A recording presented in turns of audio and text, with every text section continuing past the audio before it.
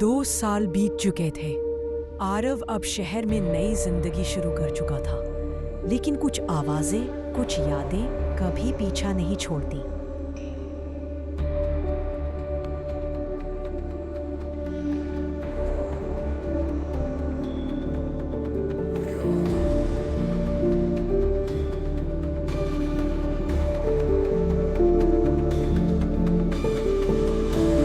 भूल जा यार वो घर, अब सब खत्म हो चुका है।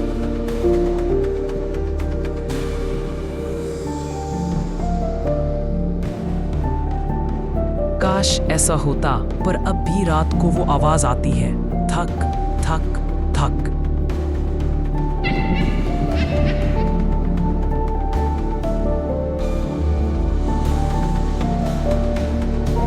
रोहित हंसकर टाल देता है, पर आरव जानता है वो आवाज सिर्फ उसके सपनों में नहीं है, कोई अब भी उसे पुकार रहा है।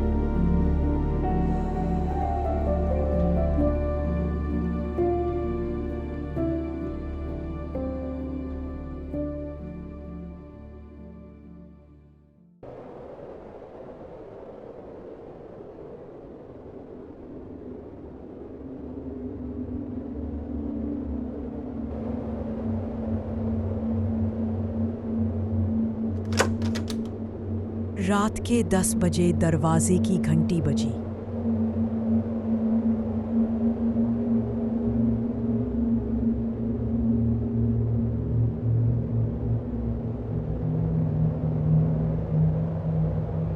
बाहर कोई नहीं था, बस एक पुराना पार्सल पड़ा था।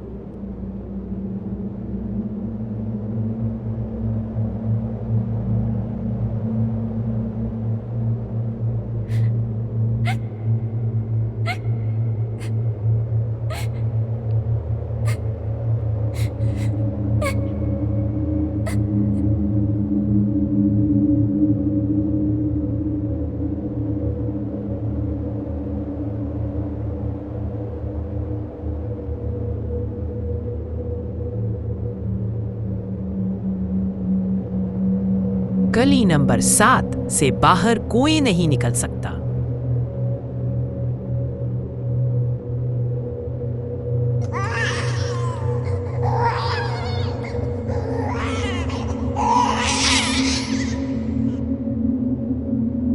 डिब्बे के अंदर वही लाल चूड़ियां थीं जो उसने उस घर में देखी थी, और साथ में एक पुराना फोटो जिसमें दुल्हन के पीछे कोई तीसरा चेहरा भी था। ये कौन है?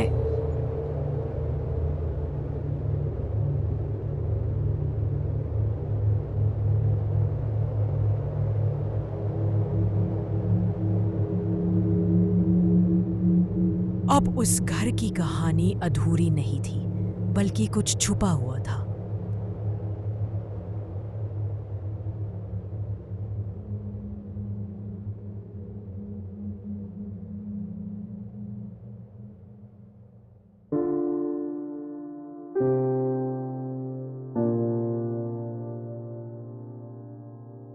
आरव ने तय किया, अब वो लौटेगा।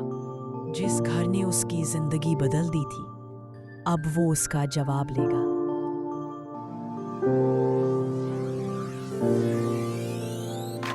वो घर अब फिर से बंद है, लेकिन रात में वहां रोशनी दिखती है।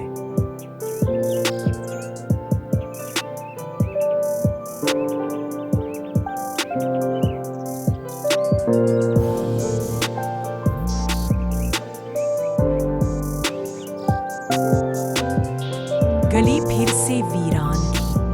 दरवाजे पर सूखी नींबू मिर्च टंगी थी, पर दरवाजा खुला था।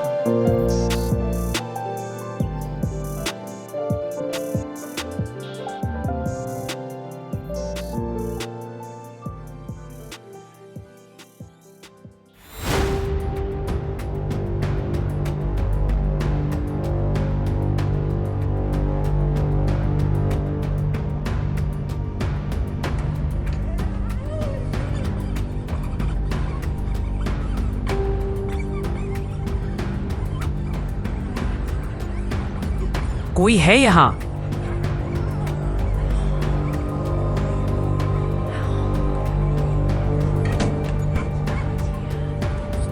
कमरे में वही निशान थे, पर अब वो घर किसी और की तलाश में था।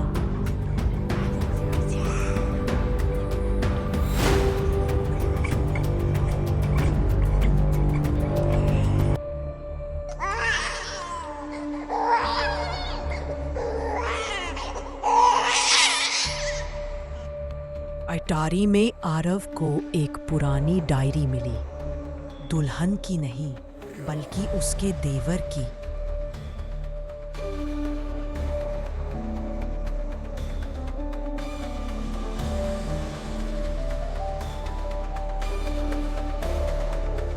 भाई ने उसे नहीं जलाया, कोई और था जिसने सबको झूठा दिखाया।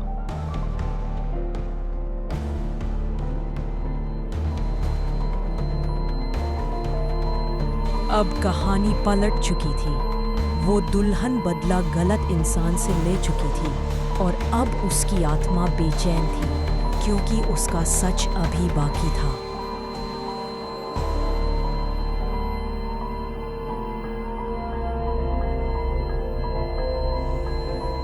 मुझे सच तक पहुंचा दो।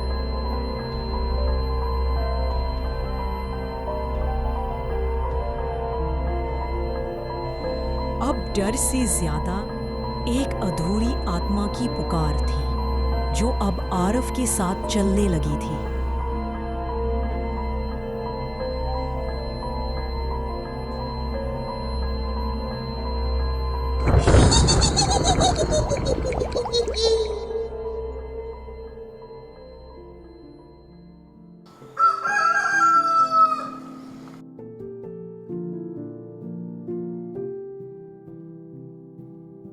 आरव ने पुराना केस दोबारा खुलवाया।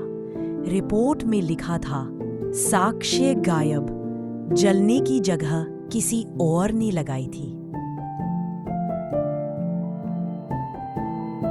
मतलब असली गुनाहगार आजाद घूम रहा है?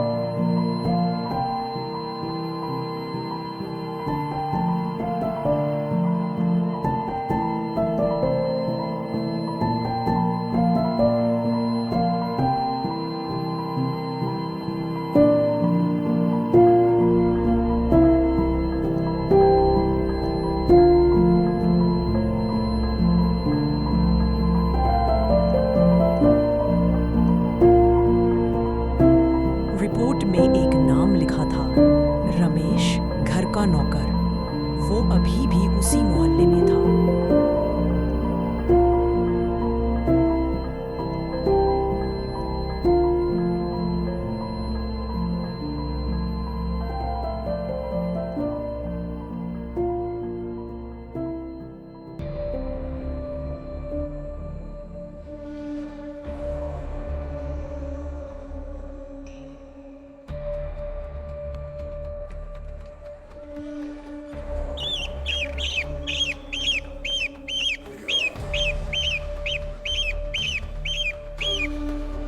रात के 12 बजे आरव ने सब सच बोल दिया। रमेश घर में छिपा मिला और उसी समय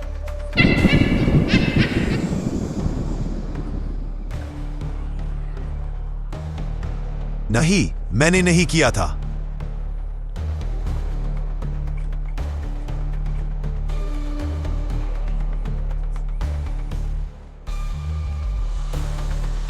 लेकिन दुल्हन की आत्मा अब सामने थी, आग की लौ जैसी आंखें और हाथों में वो लाल जोड़ा। झूठ, तूने मुझे जलाया।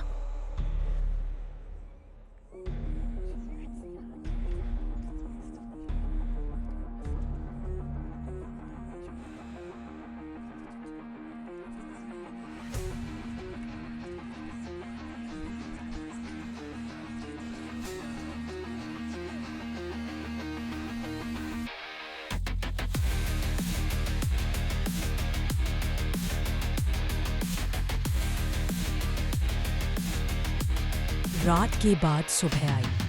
घर का दरवाजा खोला और अंदर सिर्फ राख बची थी।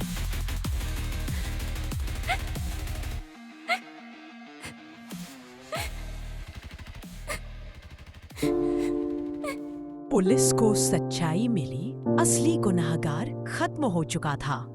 आरव ने घर छोड़ दिया, लेकिन जाते वक्त उसे लगा कोई मुस्कुरा रहा है। अब तू आजाद है।